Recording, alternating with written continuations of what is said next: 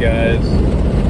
I want to come on here and talk to you about your journey into mental health, success, building the life that you want, and how to get the low-hanging fruit that will boost you up so easily with small changes that even within a year, you'll feel like a completely new person in your mind, in your body, in your motivation, in your thoughts and emotions. There's low-hanging fruit.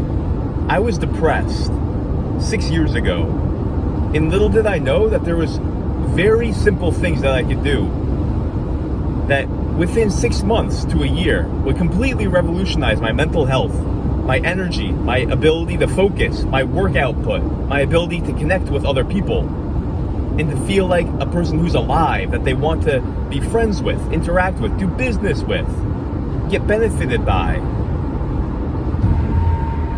So that's what we're going to talk about. Me personally, and I also feel like many people out there, they're struggling because they haven't plucked this low-hanging fruit. It's so mind-blowing. You probably even already know the topic that I'm going to tell you, but you're not plucking that low-hanging fruit.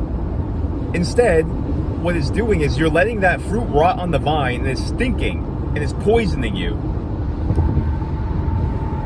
You're letting all of your potential flounder away, decay, and actually poison you. What could be a blessing, you're allowing to be a disease. For example, your sexual energy. We've been talking about this. If you're watching porn, if you're masturbating, or if you're lustful all day long, that's low-hanging fruit. That if you change that, and you learn to channel that, boom, all that sexual energy is now yours, my friend. Think about that. Watch all my videos. I have 9 different videos already just on sexual transmutation and dominating your own energy of lust so that you're not wasting it and spilling it on porn and masturbation and lusting after women, but instead you harness it and you put it towards whatever you want consciously. That's number 1 low-hanging fruit. If you don't deal with that, you're going to be a disaster. You're going to be a monster. You won't be able to control yourself, and you're letting the number 1 source of energy, that's the source of all life, to be completely wasted, and that's a disgrace. Take control of that first and foremost. Number 2, I want you to focus on the healthiness of your thoughts. And when I say healthiness, I want you to build a little bit more nuances here. And I want you to start understanding the power of a purpose, the power of an identity, the power of being vigilant, the vigilant sentinel of your own mind, that you strive to become the arbiter.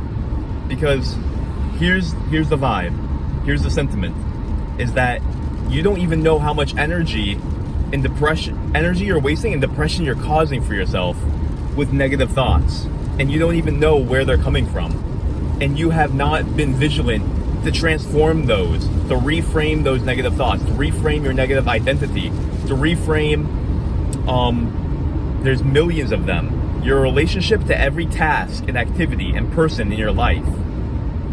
If you can reframe that and become conscious and say, hey, I get to drive to work. I get to be here. Everything I get to. You can use everything for your well-being, even if you're in a traffic jam. What benefit is that? I get to relax right here, go slow, be safe, and listen to an audio broadcast and learn. You can be thankful in any situation, but if you haven't learned how to do mental jujitsu and how to transform negative thoughts into positive thoughts, if you haven't learned the art of gratitude, this is more than just saying, be grateful. This is saying, learn the art of gratitude. You don't know the power of this. It's also the art of reframing. It's the art of taking something that seems like a mess and extracting the message and learning and benefiting from it. And if you haven't done that, Get interested in it, because your mind is a powerful machine that generates energy and motivation. And if you have not become conscious of what it can do for you and the power of your thoughts, you're lost. That's number 2, low-hanging fruit. Bring consciousness to your thoughts about yourself, every relationship you have, every activity that you do, and catch yourself whenever you feel your thoughts and your emotions being negative. What I mean by that is anything that brings you down. And learn to transmute that. We call this mental jujitsu. Learn the art of mental jujitsu. That's low-hanging fruit number 2. Very quickly, you can change your life. If you start doing affirmations, if you get a life purpose and remind yourself every day, if you start doing visualizations and feeling the power of these new thoughts. And thoughts are also images, these new thoughts and these new projections of what your life will be, and start feeling that. That's also mental jujitsu. That will change who you are. If you can constantly go read The Feeling is a Secret, Neville Goddard. Go read Psycho-Cybernetics, Maxwell Maltz. The power of your mind can transform your identity and your entire subconscious and your experience. This is profound. This is very deep. We could talk about this for hours and hours and hours. I'm giving you low-hanging fruit. Even if you look into these 2 things, you can transcend so high you don't even understand. These 2 arenas, sexual transmutation, thought power. In the ancient yogi tradition, these 2 are part of the yamas and the niyamas, the training of what it takes to become a true yogi. Number 1 is called brahmacharya, sexual transmutation. And thought power, also extremely vital. Number 3, physical vitality. If you're not paying attention to your nutrition, your exercise, your body hygiene, taking care of your body and making sure that you're fully recovered, not stressed. This includes spa days, getting massages. This includes giving your body the nutrients that you need. This involves drinking green juices, doing a detox, doing some intermittent fasting, doing a fast, eating superfoods, researching super herbs and adaptogens, having some ginseng, taking an Epsom salt bath, getting a massage, putting oil on your body every morning and doing abhyanga like the yogis recommend. Think of everything that you can do to increase your physical vitality and start improving your routine. This is another low-hanging fruit. This will not only transform your body, but your mind will transform. Your ability to connect with people will transform. Your ability to focus, cognize, meditate, creativity. All of this changes when your body is operating correctly. Get body work done. Relax yourself. Go to the hot tub. Exercise in the proper way. You know, a lot of my life I exercised in an improper way. I was lifting weights that were too heavy with not correct form. My body, I didn't listen to it. It was screaming at me. Don't deadlift so much. Hey, do some trigger point work on these traps. Oh, my back hurts, but I'm gonna squat heavy anyways. That's burning the candle from both sides. That's not what you really want. You want to hone in and be conscious and consciously give your body what it needs in the moment so that it can thrive.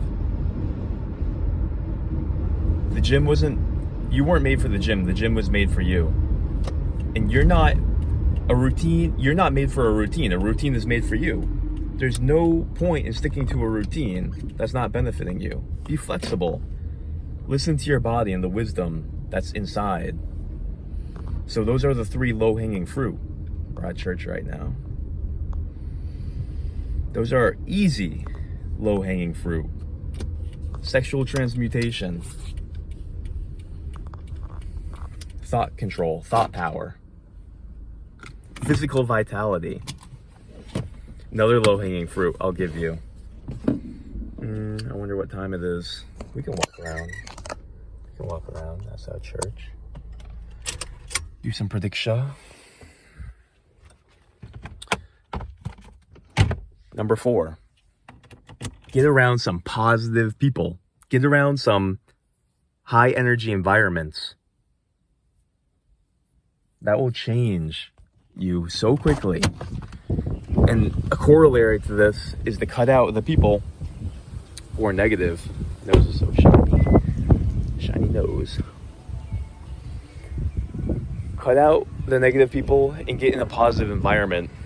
This will absolutely transform your mental health, your physical health. Yes, I said it. Your physical health will change when you get in highly energized, positive, loving communities like church, like concerts, like wholesome music, and getting away from people who complain and all that negative stuff that you can already intuit. Let's not get too deep into it. That's number 4, is you have to revolutionize that.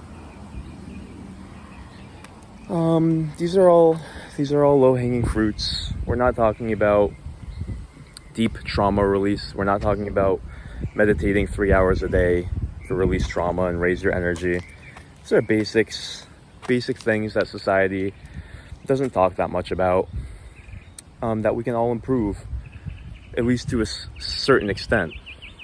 Easily, quickly, effectively. Number 5, loosen up, laugh. Loosen up and laugh. Laugh at yourself. Be stupid, be silly, be crazy. Go release some energy. Go sing like a maniac. Go dance like a fool. Go joke around. Listen to comedy. Regularly. If you do that, that's another low-hanging fruit. It will change your life. I'm not saying do it once. I'm saying get it in your routine. To start being weird, to start acting crazy, to loosen up. It'll do. Okay. I'm at church. I'm gonna go in. I'm gonna meditate. I'm gonna sing. I'm gonna hug some people. Peace.